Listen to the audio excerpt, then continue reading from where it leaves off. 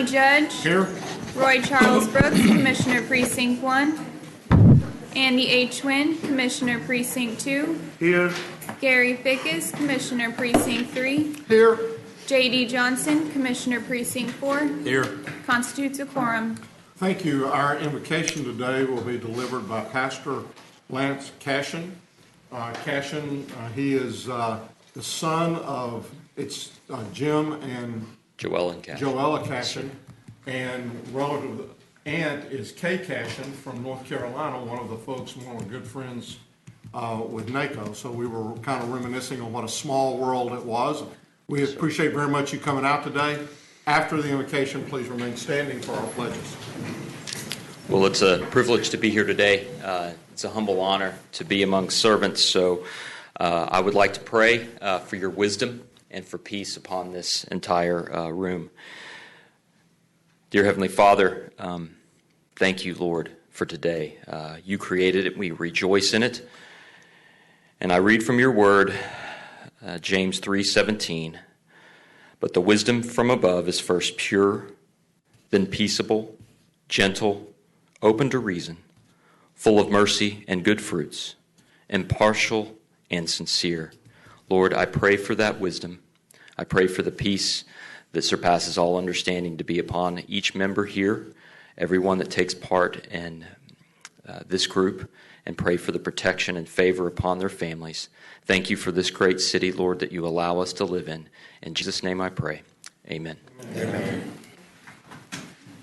I pledge allegiance to the flag of the United States of America and to the republic for which it stands, one nation, under God, indivisible, with liberty and justice for all. Honor the Texas flag. I pledge allegiance to thee, Texas, one state, under God, one and indivisible. Thank you, Pastor, for coming out today.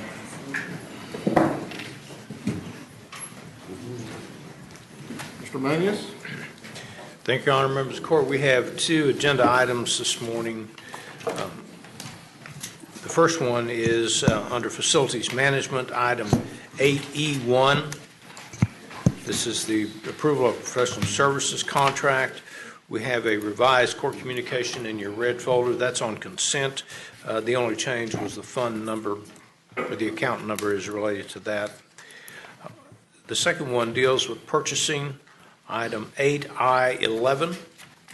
This is a sole source designation and a contract approval with Courthouse Technologies. We're going to hold that until next week. We'll have that up for your approval at that time. And then finally, members of the court, two items. First of all, the Citizens Blue Ribbon Committee is going to meet today. It's at 2:30 in room 504C. And then also to remind the court that we do not have a Commissioners Court meeting on October 31st. Thank you, Your Honor. Thank you. Court members, you have before you the minutes of our regular meeting of October the 10th. So moved. Second. We have a motion second. Please vote. Motion passes unanimously. We have a couple of proclamations. The first is for Fort Worth Book Fest. That's for ratification only, and I will move its approval. Second. We have a motion second. Please vote. Motion passes unanimously. The next proclamation is for Domestic Violence Awareness Month. I believe we have Darylyn Perryman, Vice Chair of the Tarrant County Council on Family Violence here. Come forward, then I will read the proclamation into the record, and we'll move on from there. Welcome. Whereas the mission of Tarrant County Council on Family Violence is to develop and promote a comprehensive and effective community effort to reduce family violence and domestic violence homicides in Tarrant County, and whereas domestic violence programs, professionals, and advocates of nonviolence have joined together with Tarrant County Council on Family Violence to provide the citizens of Tarrant County and the state of Texas with information on domestic violence. And whereas Domestic Violence Awareness Month provides an excellent opportunity for citizens to learn more about preventing domestic violence and to show support for the numerous individuals and organizations who provide critical advocacy, services, and assistance to victims. And whereas 1 in every 3 women and 1 in every 7 men will experience domestic violence during their lifetime. And whereas domestic violence violates an individual's privacy, dignity, security, and humanity due to the systematic use of physical, emotional, sexual, psychological, and economic control and/or abuse, now therefore be it resolved that we, the Commissioners Court of Tarrant County, do hereby proclaim the month of October as Domestic Violence Awareness Month in Tarrant County and urge all citizens to actively participate in scheduled activities and programs working toward the elimination of domestic violence. In witness whereof, we have herein to set our hands and cause the seal of Tarrant County to be affixed this 17th day of October 2017. I'll move its approval. Second. We have a motion and a second. You know, I really want to encourage especially the men in this room and all over to stand up and speak against domestic violence and say how wrong it is and the fact that it is never appropriate for there to be domestic violence and for there to be abuse. I speak to this as often as I can, and that's whenever I speak. And I just want to continue to encourage, and as I say in those speeches, oftentimes we learn a lot as we're growing up. A lot we're taught by words. Yes, ma'am, you'll say yes, ma'am, and no, ma'am, and thank you, and you're welcome. A lot we learn visually. You knew in your household where your father and mother's seats were at the dining room table. You knew when you went into the living room where your dad sat, and you didn't sit there. As we have grown older, sometimes we push away, or sometimes even us encourage some of those verbal things to be forgotten. Somebody comes up to me and says, "Mr. Whitley," I say, "No, that was my dad, call me Glenn." But if you were raised in a house where you visually observed domestic violence, you have no way of knowing that that's not the usual way to conduct things in the home unless someone stands up and says it's wrong. And so it's critically important that I think especially men stand up and say that it's wrong, whether it's in a group of 4 around having coffee, whether it's in a civic group, whether it's wherever you may be, no matter how big or small the audience may be, you need to say something. And I want to continue to encourage that. And I also want to thank our criminal district attorney for her efforts in this area through the new unit that she's formed for imminent partner violence. And, you know, it's one thing to say it's wrong. And hopefully if people hear that, and they hear it from different sources, they'll understand that it's wrong. But if they still continue or refuse to acknowledge that it's wrong, then those folks who are being abused need to know that there's a place they can turn and that there will not be a blind eye turned to them. And Sharon Wilson has made that very clear, that if you come, you know, that she's going to do something about it in our county. And if you want to continue to do that, then you better know that you're going to be prosecuted, and hopefully you're going to serve some time in jail. So I appreciate you being here today. Let me please vote. Motion passes unanimously. Let me have an opportunity to come down and present this to you. And again, thank you for everything that you do and your organization does for helping to prove out and to say that this is wrong and that there's never anything right about it.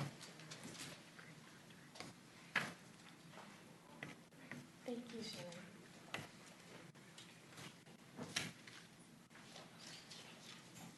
She's got 3 of them. You want to get a picture too? Yes, please. Go ahead and come Thank on you down. so much for your time. Okay. Thank you. Go ahead and make any comments you'd like to make. Thank you. Well, thank you so much, Judge Whitley. I cannot express enough how much your support and the support of the commissioners means to us. We're very excited about this proclamation. We have with us today members of the Tarrant County Council on Family Violence, staff of the Criminal District Attorney's Victim Services Unit, and Protective Order Unit. Would you guys stand up?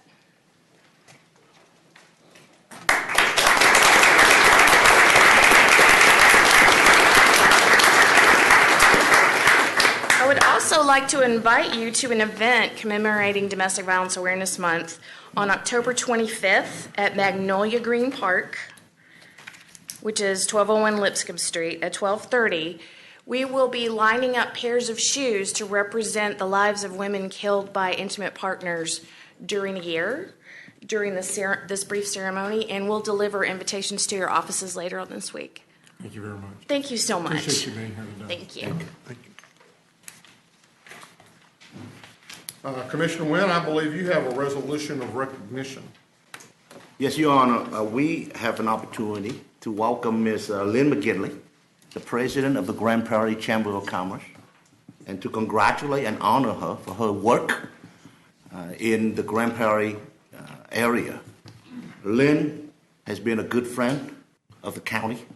She helped us out in many different areas, including advocating for the construction and the funding of State Highway 360 South.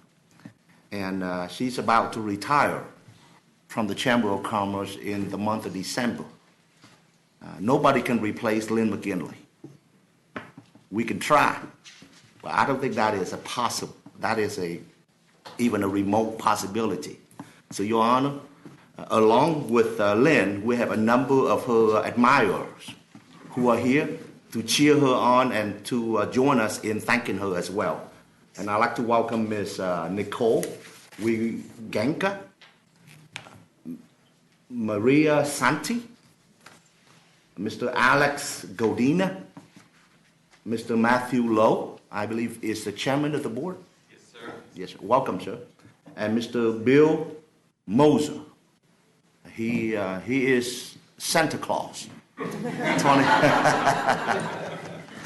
Yes. And Your Honor, I believe you also a graduate of Grand Prairie High. I am a graduate of Grand So Prairie would High. you kindly join me in presenting this appreciation to Lynn McGinley? You bet. Well, thank you, sir. Do you want me to read? I would love for you to do that as well, sir. Okay. Thank you. Whereas Lynn McGinley developed a passion for working with chambers of commerce after representing Southwestern Bell Telephone on the Cedar Hill Chamber of Commerce, where she also served as chairman of the board. And whereas following retirement as the executive director at SBC, she was with the Grand Prairie Chamber of Commerce before leaving to serve as president of the Duncanville Chamber of Commerce. And in 2008, she returned to the Grand Prairie Chamber as president, where she still serves. And whereas Lynn's involvement with the chamber has benefited not only Grand Prairie, but also the Tarrant County business community by creating numerous business connections and opportunities. And her partnerships have contributed to many events, including the Grand Prairie Dragon Boat Race. And whereas she served on a multitude of boards and is currently president of the Career Technical Education Business Advisory and serves on the State of Texas Chamber of Commerce Executives. And whereas Lynn has been honored with numerous awards, including the Grand Prairie Woman of the Year and the recently presented Arthur A. Roberts Award for the Distinguished Service from the Chamber of Commerce Executives, and whereas she continues to impact the community in positive ways, she understands that the community's economic platform determines the quality of life for its residents, and that serving in this capacity is her way of giving back. Now, therefore, be it resolved that we, the Commissioners Court of Tarrant County, do hereby recognize Lynn McGinley for her exemplary work and commitment to developing economic growth in the community, and commend her for her years of leadership and exceptional service. In witness whereof, we have herein to set our hands and cause the seal of Tarrant County to be affixed this 17th day of October, 2017. I move for its approval.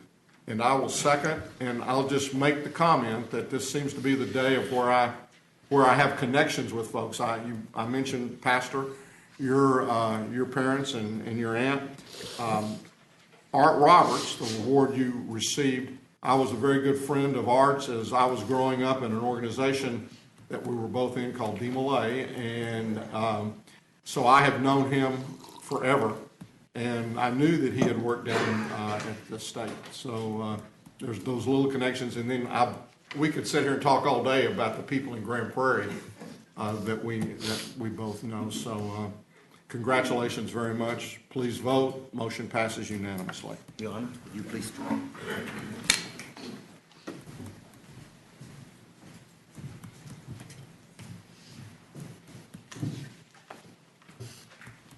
Come join us. I think we can drive this thing back a little bit. Can we? No. Y'all come on up.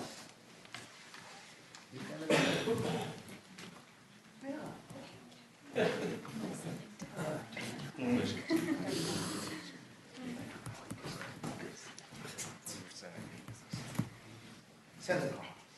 It's getting cold. It's that time of the year.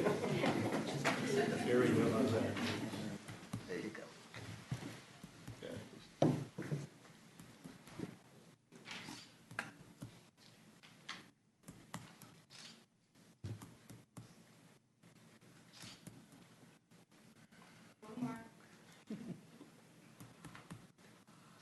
Thank you.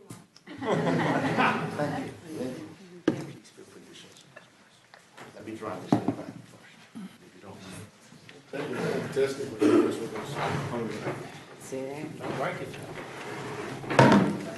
Don't run over anybody. There you go. Look like we need to improve technology. How about if I just stand it this time? I respect my senior. Well, thank you very much, Judge Whitley, for those kind words. And Commissioner Wynn, you've been a great friend to us as well, and we appreciate that. I have to say that you rarely see me speechless, but I'm pretty much speechless right now. This is such a great honor, but I don't do these things alone. I have two of my staff here, and I have to tell you, right now I have the dream team at the Chamber. And the only reason I'm able to retire is because Nicole and Maria are doing such a fine job, and because Matthew has made some incredible changes in the last year, and we've just, as a chamber, grown, and I believe will continue to grow to serve the community. I know that there's no one on my staff that doesn't have a heart for serving and doing our minority outreach as we've been doing. And it's just such a pleasure to be there and to be able to serve in this capacity. Thank you. Thank you. Thank you.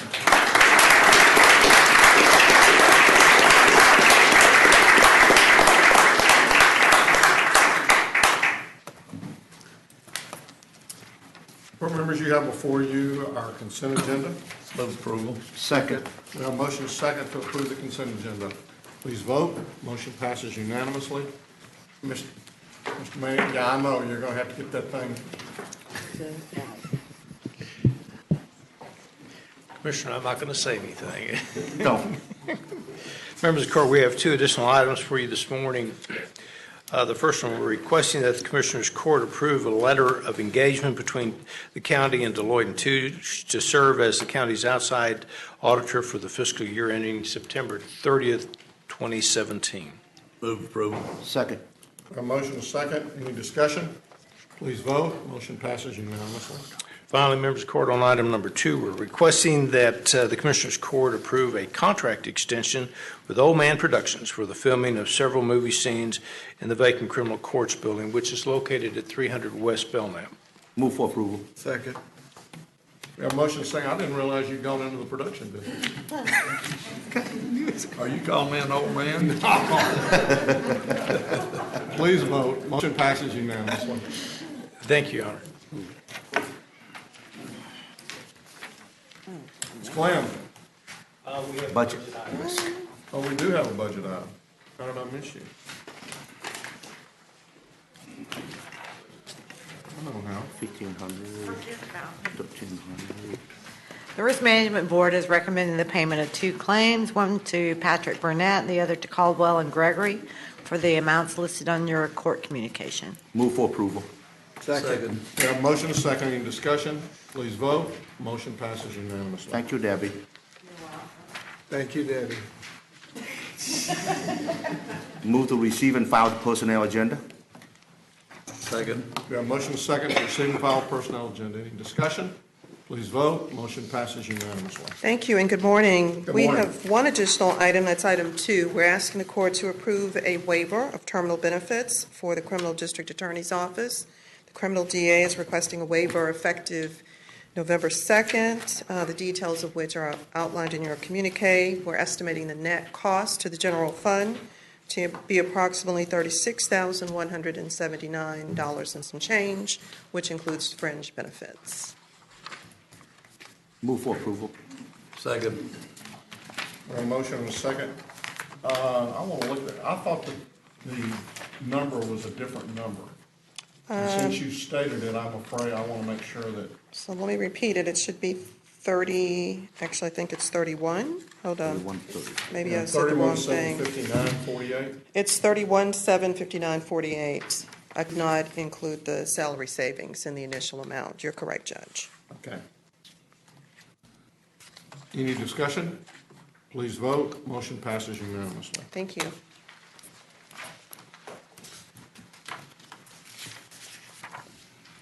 Purchasing, Mr. Beecham. What, did you have a good ball game this week? Mr. Beecham? How'd your team do? It's pretty sad when your assistant won't even sit next to you after your team gets beat. The message is we're just good people. We want everybody to enjoy their season but us. But we had them right where we wanted them till the first play of the game. They ran that ball right down the middle of the field. Well, I'll have to admit that I thought that I was probably going to be eating some crow, but ended up somehow miraculously winning. Okay, now that Mr. Beecham did not come forward, then now we're ready to roll. Okay, good morning. We have one item for your approval this morning, award recommendation for RFP number 2017-090 for Laboratory Information Solutions for Tarrant County Public Health. Award to Kimware LLC in the amount of $518,563. And we're also seeking contract approval if approved today. Move for approval. Second. Motion is second. Any discussion? Please vote. Motion passes unanimously. Thank you. Thank you. Are there any appointments today? Being none, then you have before you the claims, including the addendum. Move approval of the claim, including the addendum. Second. We have a motion is second. Any discussion? Please vote. Motion passes unanimously. Briefing items, Mr. Mays. Thank you, Your Honor. Members of the court, I failed to announce during the announcements that we are not going to have a monthly update by the hospital district this month. I spoke with Mr. Early this morning, and we decided that there wouldn't be an update today. So we can move to item B. This is the PACE program. Ms. McMillan is here to address the court at this time. Good morning, Judge, Commissioners. Morning. Today we're here to bring information to you all on the Property Assessed Clean Energy, or PACE program, which is an innovative financing tool that enables owners of commercial, industrial, and multifamily residential properties to obtain low-cost, long-term loans for water conservation, energy efficiency, and renewable retrofits to their facilities. In late August, we had a presentation by the Texas PACE Authority to the County Administrator's Office, Auditor's Office representatives, the Tax Office, Budget, Criminal DA's Office, and the County Judge. We're here now to bring that same information to you, a little shorter version, for you to understand what the PACE program is so that we might move forward with this program. I'm going to introduce Charlene Heidinger. She is a representative from the Texas PACE Authority.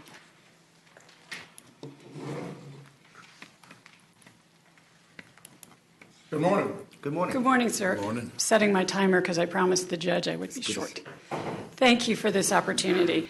This is an economic development program that has now been adopted in 12 different counties and 3 cities, and we would love to serve the Tarrant County and your business community. This program is the intersection of the environment and economy. If we can help our businesses save money on their operating costs by upgrading their facilities to be more energy efficient and to save water, then they will also help lower the demands of energy and impact on your air quality, et cetera. So this is what we hope to do, to create for businesses a voluntary opportunity. This is a local economic development tool that the legislature created for counties and municipalities. If you so choose to create it, then your business community on a building by building basis or property by property basis can take advantage of it if they want to. The worst thing that would happen with this program is that they wouldn't use it. There's no risk to the county. So the idea is to provide a way for businesses to access capital at low cost over a long period of time with no upfront costs. So the idea is everybody would like to lower their costs and increase their net operating income. The problem is that if you look at that yellow line, that's what happens if you pull money out of your business and self-fund. The cash flow impact is extremely negative, and a lot of businesses just don't have this kind of money to replace their HVAC system, for example.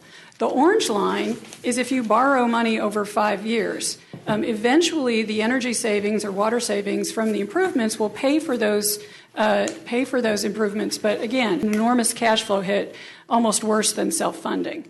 PACE is a new alternative that allows the business to use the savings, the utility savings from the equipment, to pay for the equipment without an impact on their own cash flow. If there's an impact, it would actually be positive.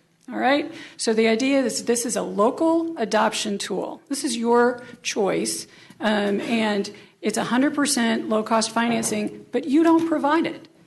The private sector provides it. It's up to the property owner to find their own lender, their own capital provider.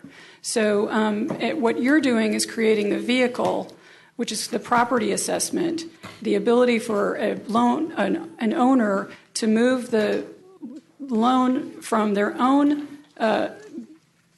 business and the collateral itself to the property itself. So you're creating the vehicle, but you do that at no risk. And then finally, the law allows equipment that would make the property more energy efficient, water conserving, or to create power on site. So that could be solar, microgrids, CHP, that kind of equipment. And then it is available for commercial properties, industrial properties, and multifamily properties with at least 5 units, which is often considered commercial anyway. But we have spent a lot of time trying to figure out how we can serve underserved communities, how we can make this available for affordable housing. We're very creative in making this program available to everybody in Tarrant County who has commercial, industrial, or multifamily property. The reason I'm excited about this is when the statute passed, the group supporting the statute, which was a huge collaboration, everybody from the Texas Association of Business to the Sierra Club, Dow Chemical, Dixie Chemical, and the Environmental Defense Fund, the lending associations, the mortgage bankers, the TML, TAC, Conference of Urban Counties, everybody came together in support of this legislation, and then everybody stuck together to create a model program for you and all the other local governments, because we understood that if we had 254 different PACE programs, it would be confusing, expensive, we would lose economies of scale. And so this group stuck together for a year, took a year, 130 volunteers broke into 5 different working groups to say we need a public service model where whoever is administering this on behalf of the local government has one client, and that's the local government, that all of the activities that can happen in the private sector should happen in the private sector, and this should be done with a servant leader model. And that's exactly what's happened, and we're thrilled to report that the program is uniform in these 15 different jurisdictions, and we hope that Tarrant County will follow that model. So just for example, program design, this was chaired by former Senator Kip Averett. program underwriting, that group was chaired by Steve Minnick from the Texas Association of Business. Technical standards, our technical standards are very tough. They were created by a group chaired by Dub Taylor from the State Energy Conservation Office. He reports to Glenn Hager, our comptroller. It's not a surprise that our technical standards look a lot like those that public buildings have to comply with. Our funding platform group was chaired by the general counsel to the Texas Mortgage Bankers Association, and then we've had a lot of help in outreach. I want to assure you that this group was extremely respectful of local government. We understood there are not the resources or the FTEs to ask a local government to put this program together or to run it yourselves. And so we have created a law and a program where all of the work is done by a nonprofit reporting to the county, and we've done this in a way where the law, we don't need taxpayer dollars. This is covered by a user fee. We are funded by grants from foundations such as the Meadows Foundation, the Rockefeller Brothers Fund, and EDF, and so we don't need, and we're not asking for any taxpayer dollars. There's no risk to your treasury. The law says that this is a public purpose, so you have governmental immunity. The contracts that people sign make it very clear that there's no recourse to the county, and we have clarified the law to make sure that all of your people working on this program have individual immunity as well. We understand the fiduciary duty that you have to your constituents, so you'll see that there is a large group of local supporters for this legislation. We're not asking you to do something that your own business community isn't asking you to do. We also have very tough technical standards. The statute was flexible and left to you decisions on how best to make sure that people can pay these and that the projects are properly installed and that the right projects are done. Our technical standards are very tough. And so I'm confident in telling you that if a project qualifies, it's going to be a good project. Another protection for you in a fiduciary sense is that if there is a mortgage on the property, the law requires that the existing mortgagee grant written consent before that property will be eligible. So they too are protected because this comes with a senior lien. So if they're willing to do it and a private company is willing to pay the cost of this financing, they've done their own underwriting. We have underwriting criteria. So I'm confident that if a project qualifies, it's going to be a good project. Finally, if one of these ever went bad and I cannot find a commercial project that's gone bad in the country. It is a relatively new program. It's certainly a new program in Texas. But if one went bad and you were called upon to enforce it in the same manner as back taxes, the law makes very clear, as do the contracts, that your costs will be covered. So this is free market. This is why the business community likes it. There's no mandates. There's no distortions. There's not any incentives that siphon money away from local government in an effort to get people to embrace clean energy and water-saving technology. Instead, businesses will do this because it's good business for them. They select their own contractor, their own lender. This is very free market-oriented in Texas, and other states are beginning to copy our model because our feeling was we'll make the tool available, let the private sector find the highest and best use of this program. And that's what's happening, and it's very appealing to the business community in other states as well. We don't pick any winners and losers. Okay, so this is our most recent project that closed. This is an empty warehouse that was across the street from the Dallas City Hall. I'm going to show you the capital stack in a minute, but they're saving 700,000 gallons of water a year, reducing the energy use. Oh, I have 1 minute left. So this is their capital stack. You'll see that without PACE, they had 15% in a mezzanine loan to I know you're looking at it different,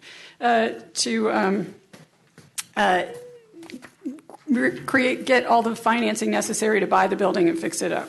PACE financing qualified for about 24% of those costs, $24 million in those costs qualified for PACE. So they significantly dropped the cost of money for this project. Simon Properties did 3 malls in 2 counties on 1 day with 1 lender using this program. Again, the benefits of uniformity. So your property owners with properties in other jurisdictions that we serve will have significant efficiencies here. But I wanted to point this out because all they did was swap out the faucets in these 3 malls for their water saving. They're saving 2,400,000 gallons of water a year just by swapping out faucets in 3 malls. So Grand Prairie is on their list, and they want to do the same thing. So this is our newest project. This is an empty old Hager sewing plant in Corsicana. A company in Missouri that makes cheerleading uniforms did a site visit. They decided to move their company to Texas, which is what we love for all the reasons that we love it. And they called the Navarro Economic Development Director and said, we want to buy that plant, and we'll do it if you create a PACE program. We've used PACE in Missouri. We like it. And so the county created the program. They bought the building, and we just learned that they are creating 60 to 80 permanent manufacturing jobs in that empty facility starting at the end of the year. Very excited about all that. There is no real downside to this. The worst thing that happens is nobody uses it, but that would be the risk on the nonprofit, not on you. It is a win-win. You get increased property values. People are going to like working in buildings where the air conditioning works. There's the ability for owners to take care of their property for the first time without having to sacrifice their business to do it. May I answer any questions? You said, I know you mentioned a couple of counties, Navarro, I think you mentioned Williamson. What other counties have already adopted? Okay, so I've tried to do this in alphabetical order. Brazos, Cameron, El Paso, Fort Bend, Hayes, Hidalgo, Navarro, Nueces, Travis, Williamson, and Willacy. I've missed one, and then the cities of Amarillo, Dallas, and Houston. And I think the goal again is by doing it countywide, then the cities individually do not have to do it. That's exactly right. And because this is Texas and we don't really enjoy new state-level programs, this is a local adoption model. So we are in the process of running 15 uniform programs. We're not running one program with 15 members. We're running 15 different programs. So from our perspective, in terms of providing the service efficiently, if we are able to get the 4 main counties in the DFW area, that would be a lot easier for us and I think a lot more effective than if we're running 60 different city programs. But the other significant advantage is we can make a big difference with agriculture and water and with industry. Those 2 sectors of our economy are not generally within cities. So if we don't have the unincorporated area of the counties, we're not going to be able to serve a great need. We create the program and then you will administer it, right? Yes, sir. At no cost to the county? Absolutely not. The 3 touches for your staff will be when these close, the law requires a notice of assessment lien to be filed with the clerk. So we would just go to the clerk like any other, it's kind of a commodity service, right? It's $26 a page or whatever you charge, and we would do that. The second thing is we would ask the tax assessor collector to put a notice that we prepare on with the county seal in with the tax bill to remind the owner of what their assessment will be in the coming year. It's not a bill, it's just a notice. These are not put on the tax bill as they are in most other states. The county delegates back to the lender the job of collecting these assessments. So we've freed up your tax assessor collector from a lot of work that's normally done in other states. And we are very happy with that because not only does that lower costs, it creates efficiencies, and the lenders are very happy to do that. Do that to all property accounts? If there's a PACE assessment on the loan, or if there's a PACE assessment on a property, that means that property owes the county for the repayment of that assessment in exchange for value. And rather than ask the county to do all of that servicing, our group suggested that that wasn't appropriate given the economics of Texas local government today to ask the county to do that when there's another way to do it that's more efficient. Okay. Anyway. Yes, sir. Can you explain your the use of the EB-5 money? So in that particular, how that plays in this? It doesn't. That was an individual source of funding for the Butler Brothers building purchase. Mm-hmm. So if someone wanted to purchase one of your beautiful downtown buildings and fix it up, so that the other analogy to the Butler Brothers building for perhaps something that would be done in Fort Worth would be historical tax credits that were in that capital stack as well. So let me see if I can go back to that. Okay, so this particular purchaser used EB-5 money because of the interest. It's just a great interest rate. And then they had the tax credits, which is another great interest rate, and then they put their own equity into it. So that was their capital stack. Not everybody's going to have a project that the EB5 folks are interested in, but we know that using PACE at purchase is going to be one of the higher beneficial uses of this program because it fits so well as these developers are trying to find capital. They have to build their stacks to get to the purchase price. And I'm not sure why they accessed EB5 money, but looking at the interest rate is probably it. So that's not being used on all your projects? Not at all. Okay. So the financing is up to the property owner. We don't get involved in that at all. They negotiate their own interest rate. They negotiate their own length. The secret to PACE is that the lenders, because it's a senior lien, through this economic development tool, they're willing to go out for a much longer period of time. Mm-hmm. Most people don't want to loan more money on an HVAC system for more than 5 years because they don't know how long that company is going to be in business, they don't know how long that company is going to own that building, and they can't come and take the HVAC system if you don't pay. It's not great collateral. PACE, the whole property becomes the collateral. So they'll go out a long period of time. So the trick is to have the PACE assessment be stretched out long enough so that the savings on the utilities are greater than the repayment so that the savings pay for the project. The statute, one of the consumer protections in the statute is that the length of the assessment period cannot exceed the projected useful life of the improvements because we want everybody we don't want anybody underwater. Did I answer your question? Yeah. Okay. So this program can be applied to actively operating buildings, right? What about vacant buildings? Yes, the Butler Brothers building had been vacant for years. The Levy factory. The energy savings? Saving in energy.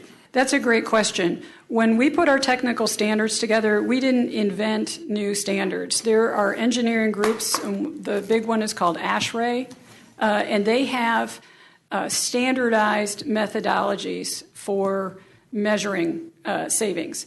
And so if there is not a history where you can just go back and look at the bills over the last couple of years, they look at the equipment and they are able to apply their standards to figure it out. So the statute, Governor Perry was very clear, based on some early experiences they had with state buildings, that we needed an abundance of consumer protection. And so our statute, most PACE statutes, commercial PACE statutes, don't require an engineering review. Some require one. Texas is the only state that requires two. So an independent engineer, completely unaffiliated with the program, so this is an extra expense, comes in and they measure the baseline. Before you can project savings, you have to know what the building is using now, right? And what equipment it has, how it's used, where it is in terms of climate. And so they factor all of that in and they have a baseline. And then they say, well, if we replace this equipment, or hopefully all of it at the same time, then they can say this is the savings that you'll get, and the property owner is the one that determines what they want to do. And we use those standards. So we didn't reinvent anything. We used what's already there. It's commonly used, and it's frankly the same thing that the state uses on government buildings for its Lone Star program and other. They have a great low-cost financing program called Lone Star out of the comptroller's office, and a lot of counties and cities use it for all kinds of buildings, jails, and then school systems, and others use it. The second engineering review, which is really unique to Texas, is that an independent engineer, hopefully the same one, has to come back and validate that the equipment was installed properly and is operating as intended. So we have done everything. Well, the statute requires some pretty stiff requirements, and then where it's left to the county, our underwriting working group pretty much picked the highest bar of consumer protections and the options that they found and best practices that they found elsewhere. So I'm very confident that we can assure you that these projects, if something qualifies, and we've had to turn some good projects away, but if something qualifies, it will be solid. Thank you. Thank you very much. Any other questions? Okay. So the next step for the county then is, as Charlene said, there's a pace in the box. So we pretty much have the documents that all these other counties and cities are using. We will review them, our legal staff will review them, if there's any tweaks that need to be made in them, and we will then move forward utilizing that same base format. And we'll bring to you next an intent to participate on the program and then move forward to finalize participation. Do you think that'll be next week? Or? Yes. Okay, and then we won't meet the following week. So we might finalize everything that first meeting in November? Will the documents be ready? That would be dependent on making sure that the documents are okay through all legal review. Rather than limiting it to next week, because we have other things we're also working, we need to bring to court. We ask it allow us to do this no later than the first part of November. Okay, I just don't want to, I mean, we've been talking about this. I know it's not been something that's brought forward, but we've been talking about this for a long time, so I'd like us to go ahead and move forward. We'll expedite it. Okay. Thank you. Actually, I met with her about 2-3 months ago about the same program. Yes. Thank you for bringing this up. Members of the Court, if we could go to the last briefing item. This is discussions concerning issues related to our justices of the peace offices. I'll introduce this. This was an item that we placed on the agenda late Friday.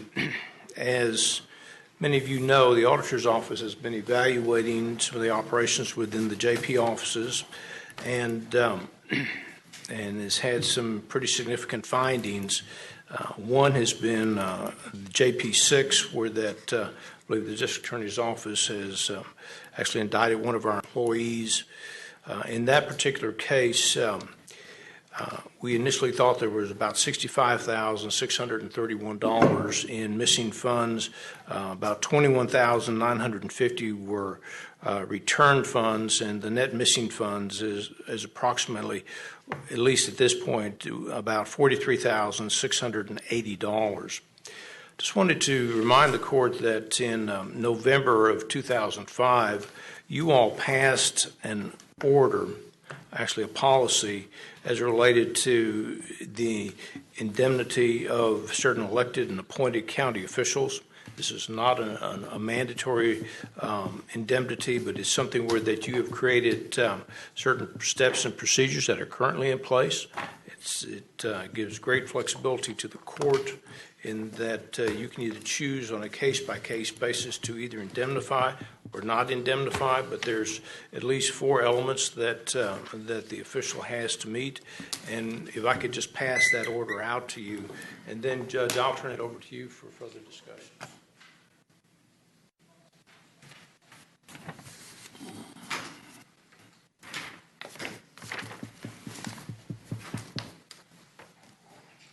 Thank you.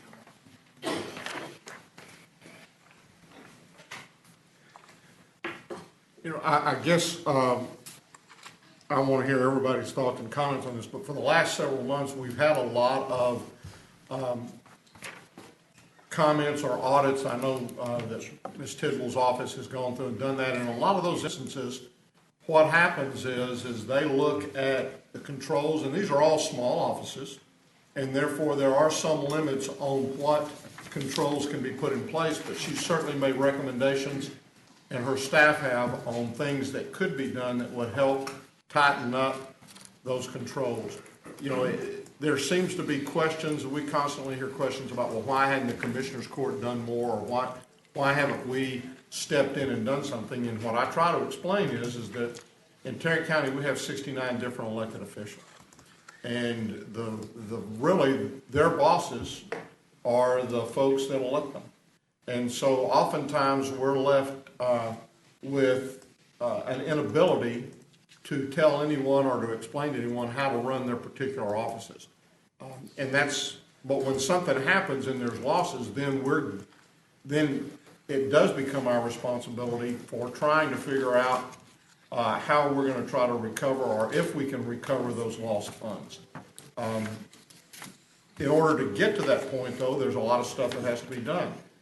Ms. Tidwell and her staff, in the course of their investigation, and Ms. Tidwell, if I say anything that you disagree with, please, let me know that. in the course of that investigations, she may determine that there are losses or shortages, and in those instances, again, by state law, those elected officials or other appointed officials are required to pay that back. And so you'll see that as you read through those reports. And you also see the comments where there's suggestions as what needs or is not being done and might need to be done and ways to improve that thing. Once she determines that there potentially is a theft, I believe she turns that over to the district attorney's office. And the district attorney's office then at that point in time goes in and determines whether or not there is grounds for an indictment, and they'll take that to the grand jury. From our standpoint, our hands are pretty much tied until such time as there is a determination of indictment and there can be a determination on the amount of loss.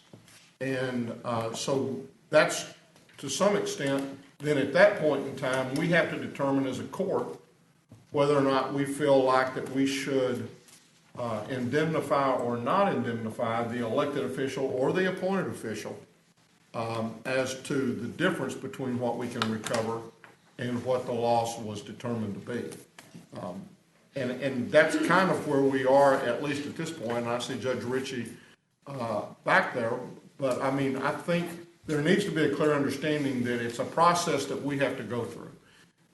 We have gone through that process before, and you know, and we're at that point now. But, again, the audits of other offices, constables and JPs, have also had reports where they brought into question certain things, and we've got to look at each one of those as we go along and determine that. And then we also have to determine whether or not that's something that we don't determine that. The auditor will determine whether or not she turns that over to the district attorney, or whether the district attorney ends up deciding how they're going to proceed with first the investigation and then ultimately whether they're going to present it to a grand jury for indictment, and then at that point where we go from there. And so part of what I wanted to do today was just clarify to some extent those processes that we go through, and I guess also emphasize to any and all that want to watch this on video or be a part of this today is that when the auditor comes out, it's certainly the elected officials or the appointed officials' ultimate decision as to whether they want to give any credence to what the auditor and recommendations are. But that ultimately she's not doing that, and her staff aren't doing that in anything other than to try to protect both the county as well as the staff, the elected and the appointed officials in the various departments. Once that's determined, then we pass through this policy a very specific way that as a court we were going to go about approaching the determination as to whether we were going to indemnify or not an appointed official or an elected official as it pertained to a loss that the county ended up having at that point in time. And that's the approach that we've taken in the past, and it's the approach that we'll take at this point. And as we move forward with the particular instance of this particular instance in JP6's court, I don't anticipate making any decisions today. Commissioner Brooks, I feel like we need to have a full court present at the point in time that we do that, but I do want to let everybody understand, first, the steps that we go through, and two, that that they need to be a little bit more maybe attentive when the auditor's office and their staff come out to look at your particular areas or your particular departments and make recommendations, and that you sit down and have discussions if you don't understand the reason for those recommendations, but certainly be cooperative with those staff as they come forward and they go through their process, which she is required by law to perform. And, you know, that's kind of where I am on this. I don't know if others have any comments At this point in time, Judge Ritchie, I don't know if you have any comments at this point in time, but I think this is why we had it set up as a briefing item today. We're at a point now where we can make a determination and where we're at the point where we need to do it either in the near future or certainly not too far from this point in time. Again, we have done it in the past, and we will hopefully not have to do it in the future, but as these instances come up, that's what we have to do. And I also understand that as department heads, as elected officials within your own staff, you from time to time have to ask your employees to make up shortfalls, whether it be in cash counts, whether it be for whatever reason. That's just the way it is, and as I read through the reports, I see that continuously in those reports documented. That, we came up short on this day, the employee had to come out of pocket to make that up. So this is not something that doesn't have and doesn't happen on, on somewhat of a regular basis. It's just in some instances where the amounts get to this point and where, as was indicated by the indictment of this employee by the grand jury and by recommendation of indictment by the grand jury, this was a theft. And that's where we are at this point in time. So we're not talking about $100 or some amount where you may have just had a cash count shortage within a particular till from that standpoint. We will be discussing this again, I'm sure, in the relatively near future, but that's kind of where we are at this point in time, and hopefully this will maybe send a message to folks that they need to be a little bit more cooperative with the auditor as they come and her staff come in to do certain things. I want to make a quick comment, if I may, Judge. As a county commissioner electing to serve the people of Precinct 2 and the entire population in Tarrant County, I do my best to make sure that the needs of the people are met, that their expectations are met. Recognizing the imperfect nature of a human being, I myself understand mistakes. However, in the past 7 years serving as county commissioner, I have encountered several instances in which I believe making Tarrant County look bad, creating black eyes for all of us. And some of those situations were direct result of elected officials behaving in ways that erode the public trust. I didn't run for office to be the judge of the performance or the conduct of other elected officials, and I don't ever want to be that judge because, like I stated earlier, I do make mistakes. So I believe that we should be held accountable to a higher standard. We should be held accountable to our action. And I hear all the time that elected officials in Tarrant County want and demand freedom of maneuver in their operation. I hear people saying the Commissioner's Court has no jurisdiction in telling me what to do. And I think they're right. And along with that freedom, which I respect, is also accountability. So, Judge, we have a policy talking about negligence and various conditions there. In my personal opinion, we need to look at the case, all the evidence presented. We need to have professionals, investigators to look at the situation, and if there is indeed negligence, then we need to apply the policy equally across the board. That's my opinion.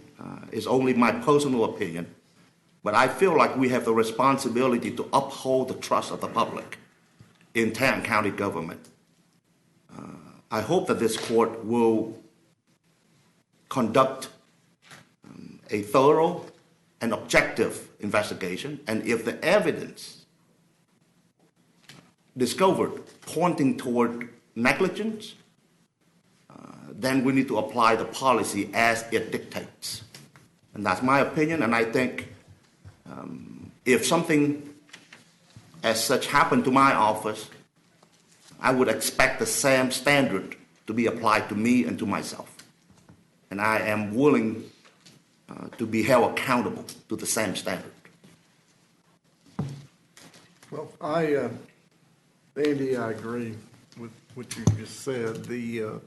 I think that we are certainly have to stand accountable, and all elected officials, especially when you're talking about financial matters. We have to protect the integrity of the taxpayer's dollar. That's what we take an oath to do, and I think that holds true for everyone that's in an elected position.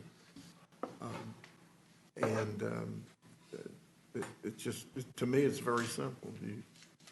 You do the right thing, and you don't have to worry about the rest of it. So, thanks. Is Judge Ritchie, is he going to comment? Did you say he was present? He's present. I'm not sure at this point in time he's wishing to make a comment. Okay, so there's no other comments. I think we'll be looking at this again and addressing it in the next several weeks. One thing before we adjourn, next week we're going to have the crew of the USS Fort Worth here.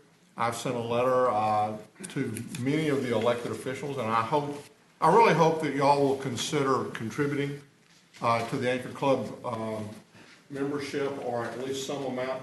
We're, as a crew, when the USS Fort Worth was commissioned, we agreed to take care and support that crew over the course of the years that ship was in service. And it's something that we've enjoyed very much. They will be here, and hopefully we'll have accumulated some money that we can give them at that time. If there's no other business, then we're going to recess our open meeting, proceed to closed session to discuss items exempted under sections 551.071, 072, 074, 076.